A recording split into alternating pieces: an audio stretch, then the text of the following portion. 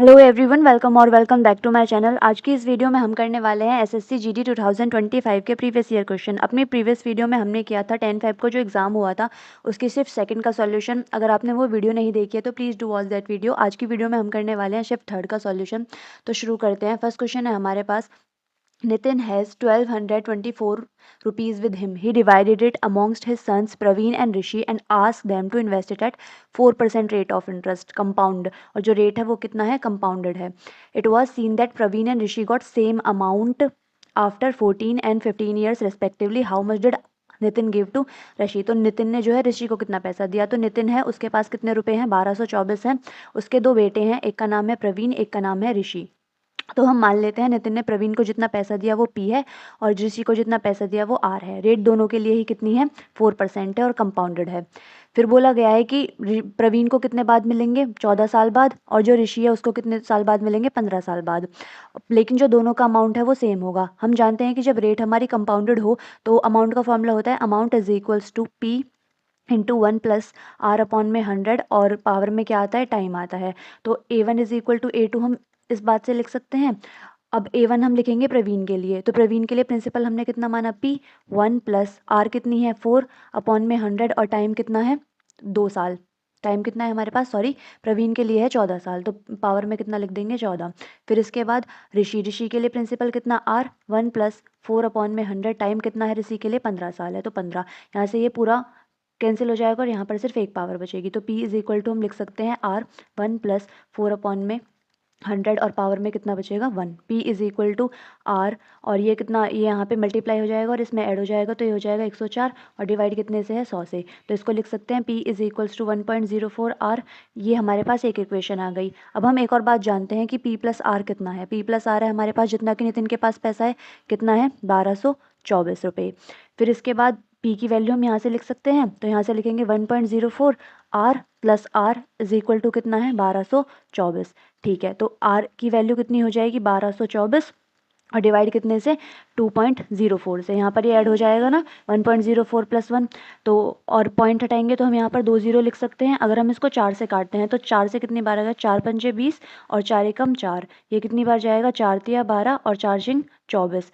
तो अगर हम इसे 3 से मल्टीप्लाई करके देखते हैं, 3 से नहीं 6 से करते हैं, 6 से कितनी बार जाएगा? ये 51 की अगर हम 6 से मल्टीप्लाई करते हैं, 6 एकम 6, 6 पंजे 30, तो ये कितनी बार जाएगा? 6 बार। तो ऋषि को कितने पैसे मिले? 600। हमें निकालना किसका था? हमें निकालना था how much did Nitin give to Rishi. तो ऋषि को कितने पैसे मिले? तो 600। तो ऑप्शन नंबर 2 जो होगा वो हमारा राइट आंसर होगा। अब आते हैं क्वेश्चन नंबर 2 पर। अब आते हैं क्वेश्चन नंबर 2 है हमारे पास में कि इवेल्युएट करो इस वैल्यू को। तो किसके अकॉर्डिंग हम इवेल्युएट करेंगे? बोर्ड मास के अकॉर्डिंग।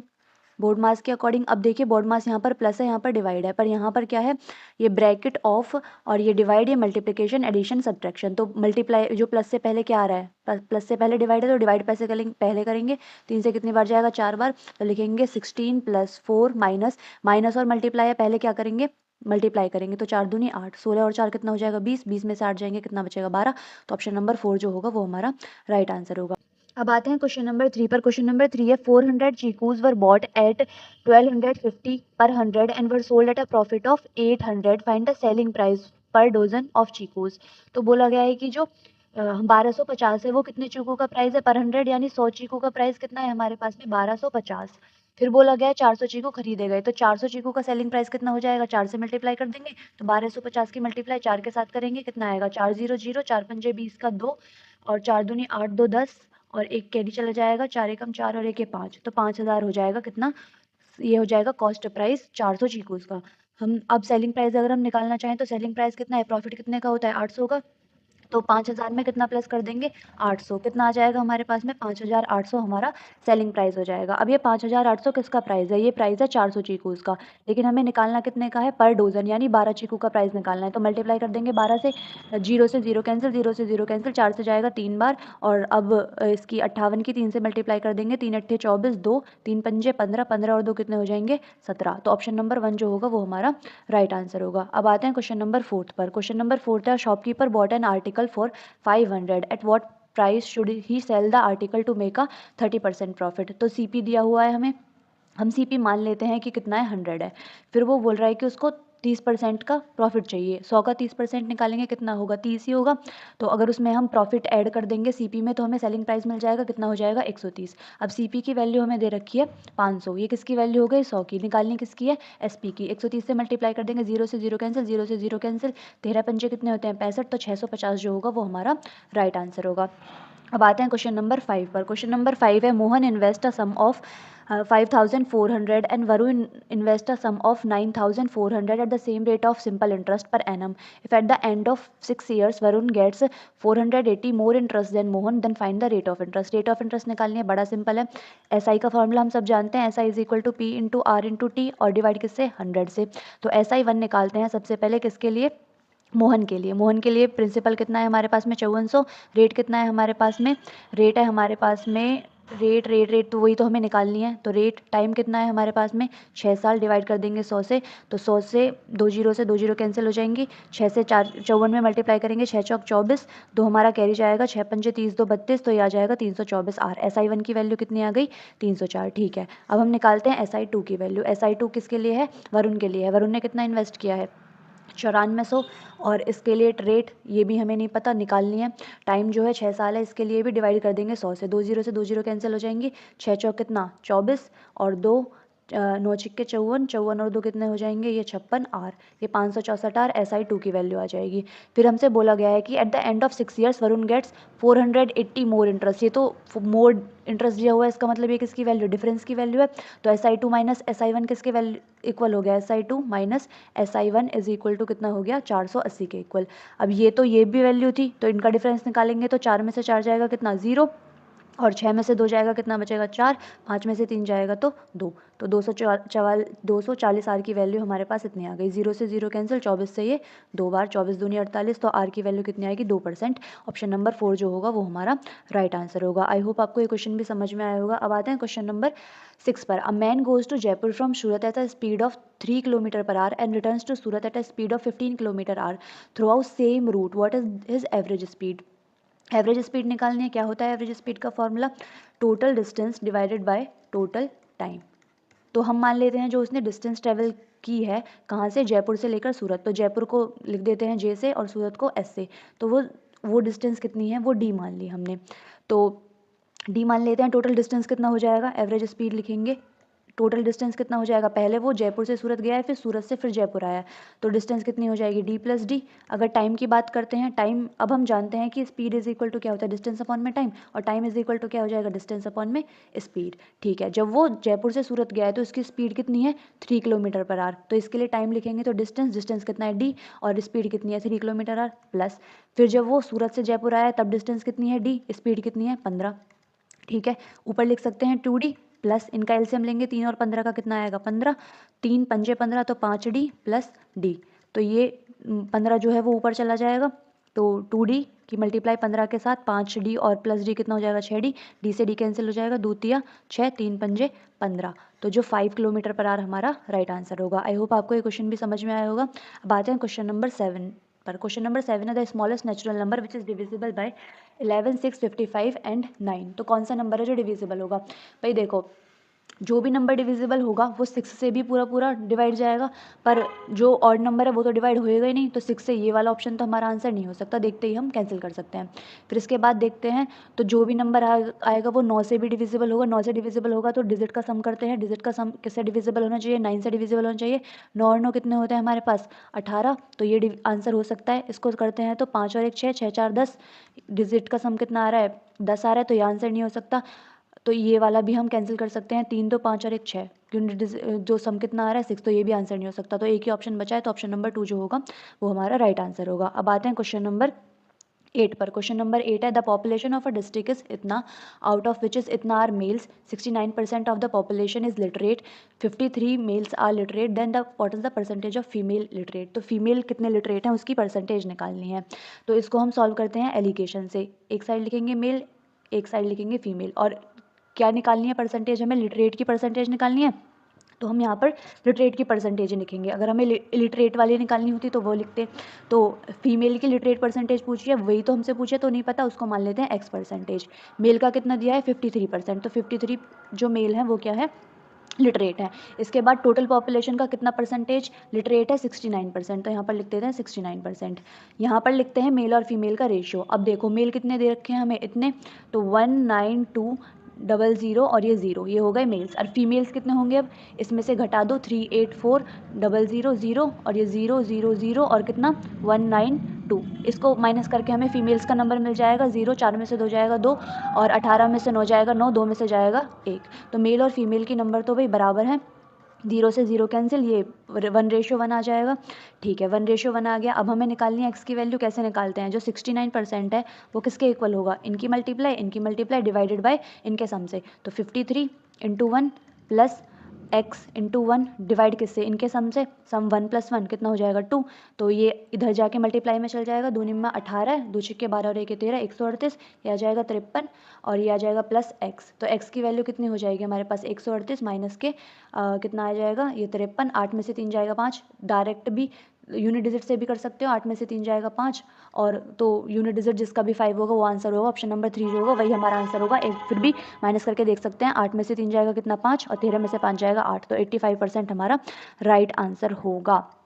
आई होप आपको ये क्वेश्चन समझ में आया होगा। अब आते हैं क्वेश्चन नंबर 9 पर।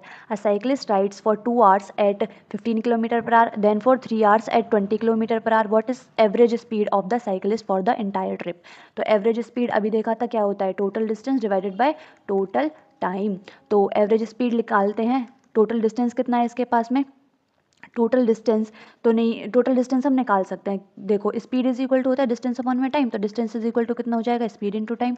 ठीक है, तो हम डिस्टेंस निकलते हैं कितना, 15 दूनी 30 यानी 30 किलोमीटर, प्लस कितना, देन फॉर 3 hours 20 km/h, तो 20 या 60, यहाँ पर ये 60 किलोमीटर आया। टोटल टाइम कितना है, 2 घंटे 3 घंटे, तो कितना हो जाएगा हमारे पास में 5 घंटे।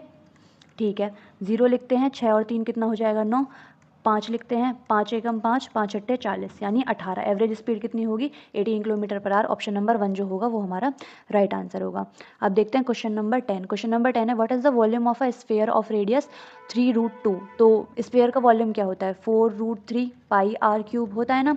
अगर हम स्फीयर के रिकॉल कर सकते हैं हम यहाँ पर स्फीयर के सरफेस एरिया की बात करें, कितना होता है 4πr²। और जो हमारा हेमिस्फेयर होता है, हेमिस्फेयर उसके लिए जो वॉल्यूम होता है वो कितना होता है, हेमिस्फेयर के लिए होता है 2/3 πr³। अब इसके लिए हमें निकालना है स्फेयर के लिए, 4/3 πr³ लिखते हैं। 4/3 पाई की वैल्यू ऑप्शंस में पाई में ही दे रखी है, तो वैल्यू रखने की कोई ज़रूरत नहीं है। 4/3 पाई r की क्यूब यानी इसका क्यूब, 3√2 का क्यूब लिखना है हमें, 3√2 क्यूब। तो 4/3 पाई 3√2 का क्यूब कितना हो जाएगा, 3 का स्क्वायर 9, 2√2 का स्क्वायर कितना होगा 2 और 3√2 ऐसे ही लिख लेते हैं। तो ये 3 से कितनी बार जाएगा, 3 से 3 कैंसिल हो जाएगा, यहाँ से कितनी बार आएगा 9 चौक 36, 36 दूनी कितना 72, तो 72√2 पाई जो होगा वो हमारा राइट आंसर होगा। ऑप्शन नंबर 4 जो होगा वो हमारा राइट आंसर होगा। आई होप आपको ये क्वेश्चन भी समझ में आया होगा। अब आते हैं क्वेश्चन नंबर 11 पर। If 3, 6, 12 and B are in continued proportion, what is the value of B.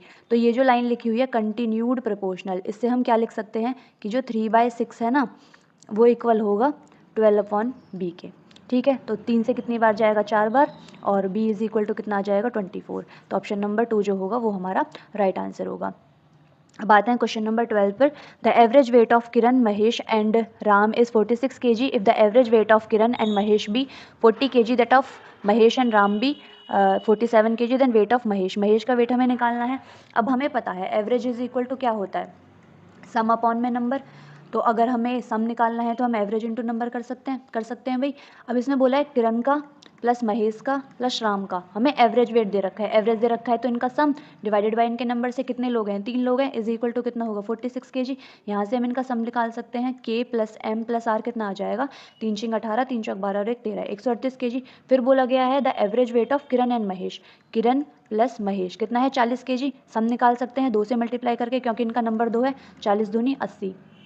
फिर इसके बाद बोला गया महेश एंड राम भी 47 kg। तो महेश है राम है, उसका वेट कितना हो गया 47, 2 से मल्टीप्लाई कर देंगे, 2 सत्ते 14, तो 1 जाएगा, 2 चौक 18, कितना हो जाएगा 94 kg हो जाएगा। हमसे बोला गया है कि महेश का वेट कितना है, महेश का वेट कितना है।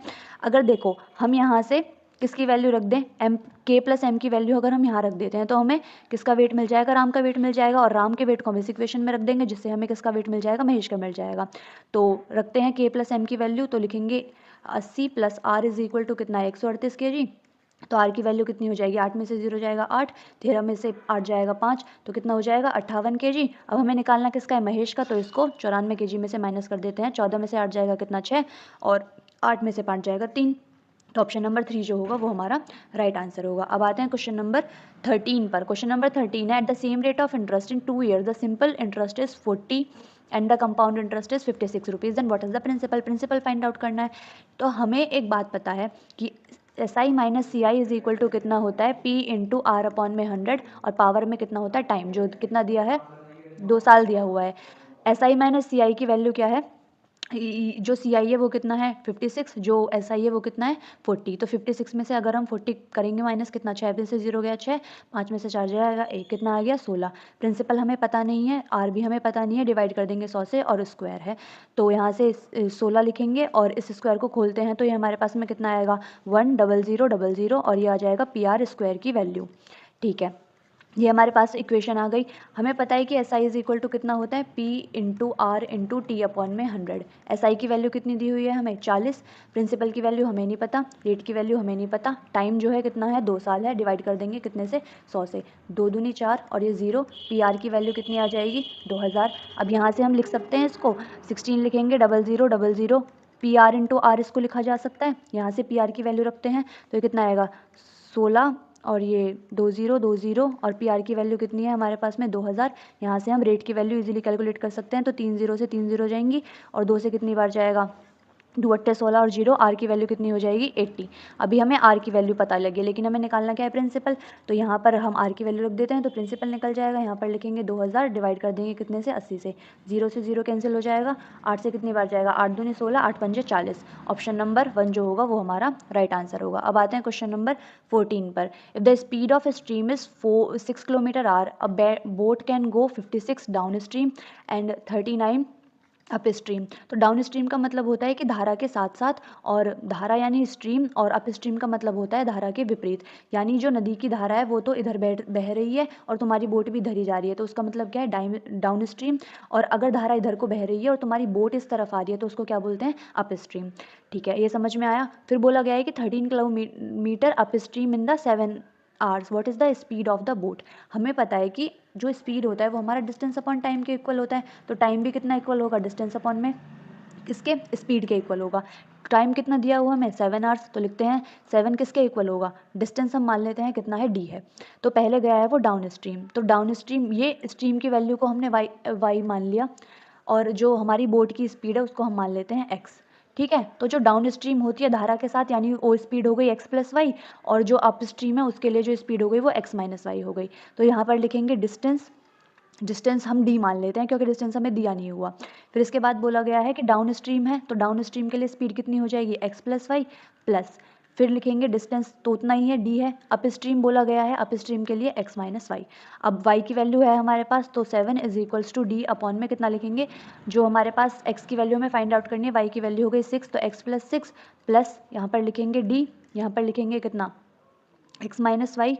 सॉरी, ये डिस्टेंस दिया हुआ है, ये डिस्टेंस है हमारे पास कितना 56 किलोमीटर, तो डी की जगह हम लिख सकते हैं 56, और यहाँ पर कितना लिख सकते हैं 39, तो डी लिख सकते हैं हम 39। तो वो 56 डाउन स्ट्रीम गया है और 39 कितना गया अप स्ट्रीम, तो यहाँ पर लिख सकते हैं 56 और यहाँ पर कितना लिख सकते हैं हम 39 लिख सकते हैं। ठीक है, यहाँ पर डिस्टेंस 39, और एक्स माइनस वाई की वैल्यू लिखेंगे तो एक्स माइनस 6 हो जाएगा। ठीक है, इसके बाद देखते हैं तो हम यहाँ पर या तो एक ऑप्शन है कि इसको हम पूरा सॉल्व करें, फिर क्वाड्रेटिक इक्वेशन बनेगी जिससे हम एक्स की वैल्यू फाइंड आउट कर सकते हैं। एक ऑप्शन है कि हम एक एक वैल्यू रख के देखें तो हमें आंसर मिल सकता है। स्टार्ट करते हैं हम किससे, इससे स्टार्ट करते हैं 7 से।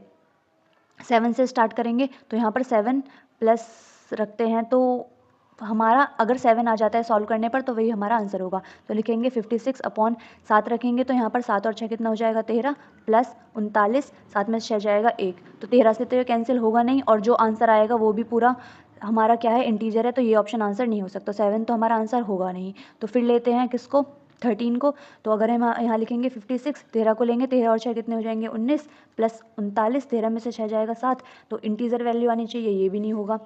ऑप्शन नंबर 4 को भी हम कैंसिल कर सकते हैं, उठाते हैं 22, तो लिखेंगे 56 माइनस 22 प्लस 6 कितने हो जाएंगे हमारे पास में 22 6 कितने हो जाएंगे 28 प्लस कितना हो जाएगा 39, और 22 में से 6 जाएंगे तो कितना बचेगा 22 में से 6, 12 में से 6 गए 6, 16 बचेगा। इसको सॉल्व करते हैं तो 28 दूनी 56, पर ये भी हमारे पास आंसर, तो ये वाला ऑप्शन भी आंसर नहीं हो सकता। अब बचा ये, तो यही हमारा राइट आंसर होगा। फिर भी सॉल्व करके देखते हैं। तो लिखेंगे 56 अपॉन में 15 प्लस 6 कितने हो जाएंगे हमारे पास में, 15 प्लस 6 होते हैं 21, प्लस वो लिखेंगे 39, और 15 माइनस 6 कितने होते हैं 9, ये 9 आ जाएगा हमारे पास में। इसको सॉल्व करते हैं तो 7 या 21, 7 अट्ठे 56। तो यहाँ पर भी एलसीएम तो लेना ही पड़ेगा हमें, तो यहाँ पर 3 से मल्टीप्लाई करते हैं, यहाँ पर भी 3 से मल्टीप्लाई करते हैं, कितना आएगा 8 या 24, और ये 9 प्लस 39 प्लस 9, 9 4 13, और 1 3 2 5, और एक ये 6, और ये 9 9 7 63। तो यही वाला जो ऑप्शन है वो हमारा राइट आंसर होगा। आई होप आपको ये क्वेश्चन समझ में आया होगा। अब आते हैं क्वेश्चन नंबर 16 पर।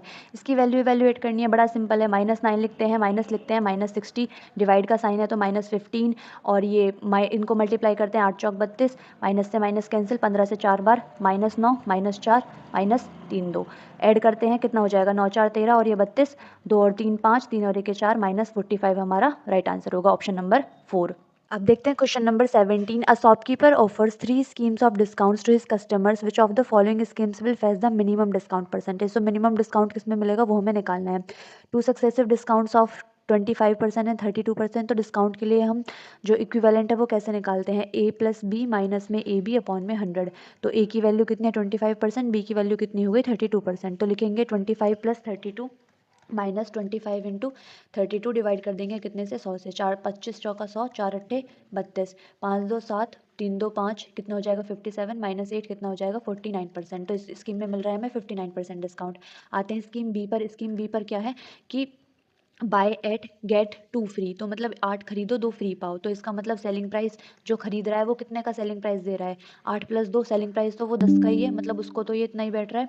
फिर इसके बाद बोला है कि एसपी कितना होगा, एसपी पैसा वो कितने का ले रहा है, सिर्फ 8 का, तो यहाँ पर लिखेंगे 8। तो यहाँ पर डिफरेंस निकालेंगे डिस्काउंट के लिए, सीपी माइनस एसपी, तो कितना हो जाएगा 2, डिवाइड कर देंगे 10 से, और परसेंटेज निकालने के लिए 100 से मल्टीप्लाई, 0 से 0 कैंसिल, कितना आया 20% का डिस्काउंट हमें यहाँ पर मिल रहा है। इसके बाद देखो बाय 8 एंड गेट 10, मतलब बाय तो करो 8 लेकिन पाओ कितना 8, यानी सीपी कितने का हुआ 10 का, और एसपी कितना हुआ, मतलब 8 का ही तो पैसा वो लेगा, तो डिफरेंस कितने का 2 का, डिवाइड कर देंगे 10 से, और परसेंटेज निकालने के लिए 100 से मल्टीप्लाई, 0 से 0 कैंसिल, कितना आया 20%। तो दोनों में ही हमें 20% मिल रहा है, तो ऑप्शन नंबर 3 जो होगा वो हमारा राइट आंसर होगा। अब देखते हैं क्वेश्चन नंबर 18। क्वेश्चन नंबर 18 है P and Q can complete a piece of work in 28 days 35 days respectively. P begins to do the work and they work alternately, मतलब अल्टरनेट वो काम करते हैं, एक दिन पी एक दिन क्यू, और पी स्टार्ट करता है काम को 1 at a time for 1 day each. In how many days will the whole work be completed, तो कितने दिनों में होगा। टाइम निकालने से पहले हम क्या निकालेंगे, टोटल वर्क निकालेंगे। पी कितने दिन में करता है अपने पूरे काम को 28 डेज में, क्यू कितने दिन में करता है 35 डेज में। एलसीएम निकालेंगे, एलसीएम निकालने से क्या निकल जाएगा टोटल वर्क, 7 चौक 28, 7 पंजे 35, एलसीएम कितना हो जाएगा इनका 7 की मल्टीप्लाई 20 के साथ, यानी 140 हमारा क्या हो जाएगा, वो हो जाएगा हमारा टोटल वर्क। ये 140 हमारा टोटल वर्क है, इतना हमें काम करना है। फिर हमें पी की एफिशिएंसी निकालनी है, तो 140 को डिवाइड करेंगे कितने से 28 से, 14 से एक बार, 14 से दो बार, 2 पंजे 10, तो 5 कितना हो जाएगी पी की एफिशिएंसी। क्यू की एफिशिएंसी निकालने के लिए 140 डिवाइडेड बाई 35, 14 7 से दो बार, और ये 0, 7 से 5 बार, 5 से 4 बार, तो 4 एफिशिएंसी किसकी हो गई क्योंकि। अब पहले दिन आता है पी काम करने, कितना यूनिट काम करके जाता है 5 यूनिट। दूसरे दिन आता है कौन क्यू, कितना यूनिट काम करके जाता है 4 यूनिट। फिर इसके बाद फिर पी फिर क्यू फिर पी फिर क्यू, इस टाइप से चलता रहता है। तो पहले 2 दिन कितना काम हुआ, 2 डेज में कितना काम हो गया 5 + 4 9 यूनिट काम कितना हो गया पहले 2 दिन हो गया। हमें काम कितना कराना है 140 यूनिट, कितने से इसको मल्टीप्लाई करेंगे। अगर हम 7 से करेंगे तो 7 9 63, और 12 से करते हैं 12 निम्मा 108, 13 निम्मा अगर 14 से करते हैं 126, 15 से करते हैं 135, तो 15 से इसकी मल्टीप्लाई करते हैं, इसके क्लोज में जाएगा 15 से मल्टीप्लाई 30 दिन में कितना काम हो गया 135 यूनिट काम हो गया। अब 5 यूनिट काम और बचा है, कौन आता है पी काम करने आएगा, क्योंकि पी ने स्टार्ट किया था तो वही आएगा काम करने, प्लस 1 डे 31 दिन, और प्लस 5 यूनिट 140, इतना ही हमें काम कराना था। तो ऑप्शन नंबर 1 जो होगा वो हमारा राइट आंसर होगा। अब आते हैं क्वेश्चन नंबर 19 पर। इसमें बोला गया the power consumption of an electric device varies directly with the square of the voltage applied if device consumes 150 watts when the voltage is 120 volts, how much power will it consume at 240 volts. तो simple बातों में देखें तो बोला गया है कि जो भी हमारा पावर कंजप्शन है उसको लिखते हैं हम पी से, वो किसके प्रोपोर्शनल है, वो प्रोपोर्शनल है स्क्वायर के, किसके स्क्वायर के, वोल्टेज अप्लाइड के। तो वोल्टेज अप्लाइड को लिखते हैं वी से, इसके स्क्वायर के प्रोपोर्शनल है, ऐसे लिख सकते हैं। अब हमें जानते हैं कि जब ये प्रोपोर्शनल का साइन हटता है तो क्या आता है, पी इज इक्वल टू कोई कॉन्स्टेंट आता है, वो मान लेते हैं के is equal to V square. अब हमें बोला गया है कि जब डिवाइस कंज्यूम करता है 150 वाट्स को, तो वोल्टेज कितनी है 120। यहाँ से हम क्या निकाल सकते हैं, के की वैल्यू। यहाँ पर लिखेंगे कितना 150 इज इक्वल टू के, वी का स्क्वायर यानी 120 का स्क्वायर, तो 120 इंटू 120 लिख सकते हैं।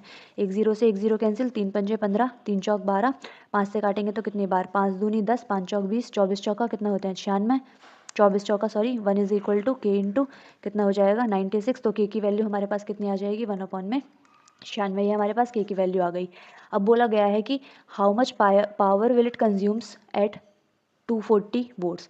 तो अगर हमारी पावर पूछ रहा है पावर कितनी होगी, के की वैल्यू तो हमें पता है कितना है 196, अगर हमारी वोल्टेज कितनी हो 240, तो मल्टीप्लाई कर देंगे 240, इसका वी का स्क्वायर है तो 240 इंटू 240, ठीक है। जीरो से जीरो कैंसिल, सॉरी जीरो तो है नहीं, तो 240 कितना है इंटू 240, डिवाइड करना है किससे 96 से, तो 24 एकम 24, 24 चौका 96, फिर 2 दूनी 4, 2 पंजे 10, 2 से एक बार 2 दूनी 4 और ये 0, और 12 पंजे 60, तो 600 जो होगा वो हमारा राइट आंसर होगा। तो ऑप्शन नंबर 4 जो होगा वो हमारा राइट आंसर होगा। अब आते हैं क्वेश्चन नंबर 20 पर। क्वेश्चन नंबर 20 है, if the price of petrol increases from 90 litre to 110 litre, by what percentage does a person have to decrease his consumption so that his expenditure on petrol remains the same. मतलब जो हम price जो है ना वो हमारा 90 से कितना हो गया है 110 हो गया है। अब हम कंजप्शन को कितने से डिक्रीज़ करें जिससे कि जो हमारा एक्सपेंडिचर है वो कितना रहे, पहले जैसा ही रहे, यानी पहले 1 यूनिट था तो अब भी 1 यूनिट ही रहे। हम जानते हैं इसको हम कैसे सॉल्व करते हैं, इसकी इसके मल्टीप्लाई, इसकी इससे मल्टीप्लाई, तो 1 इंटू कितना 110 और 1 इंटू कितना 90, तो 110 से कितना घटा दें 90, तो परसेंटेज निकालने के 0 से 0 कहेंगे, और 11 में से 9 जाएगा कितना 2, कितने पर 11 पर, तो डिवाइड परसेंटेज निकालने के लिए किससे से मल्टीप्लाई कर देंगे 100 से, तो इसको लिखते हैं तो ये आएगा 200/11। तो इसको डिवाइड करके हम देख सकते हैं कितना आएगा 200/11, तो 11 से एक बार 11 कितना बचेगा 9, 11 से 8 बार 11 अट्ठे 88, कितना बचेगा 2, पॉइंट लगाएंगे तो 0, 11 एकम 11, तो ऑप्शन नंबर ये जो होगा वो हमारा राइट आंसर होगा। तो आंसर कितना आएगा 18.18% जो होगा वो हमारा राइट आंसर होगा। आई होप आपको ये क्वेश्चन भी समझ में आया होगा। तो आज की वीडियो के लिए बस इतना ही। अगर आपको ये वीडियो अच्छी लगी हो तो don't forget to like share and subscribe my channel.